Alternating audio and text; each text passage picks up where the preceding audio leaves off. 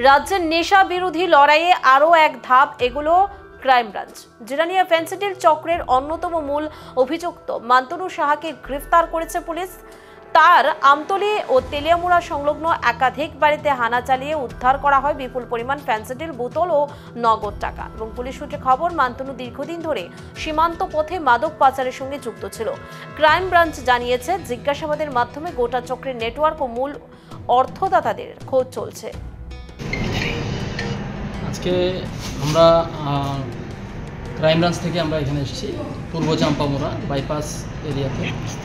এখানে আপনারা সবাই জানেন জিআরপিপিএস কেস নাম্বার 104, যে জিরানিয়া কাণ্ডে জিরানিয়াতে যে স্কাপ উদ্ধার হয়েছে, এই কেস মূলে আমরা বিভিন্ন জায়গাতে ইনভেস্টিগেশন করছি।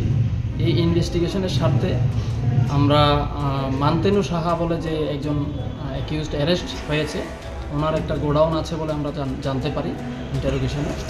তো আমরা আজকে ওনার যে গোডাউন এখানে অঞ্জলি ট্রেডার্স এজেন্সি, এই গোডাউনে আমরা রেড করতে এসেছি। এখন আমাদের রেড জারি আছে। প্রয়োজনীয় কাগজপত্র যেগুলি পাওয়া যায় আমরা ইনভেস্টিগেশন স্বার্থে আমরা এখান থেকে কিছু ডকুমেন্টস আমরা সিজ করেছি, এবং এখানে যে সিসি ক্যামেরা আছে, ডিভিআর, এগুলি আমরা নিয়ে যাব ইনভেস্টিগেশনের স্বার্থে।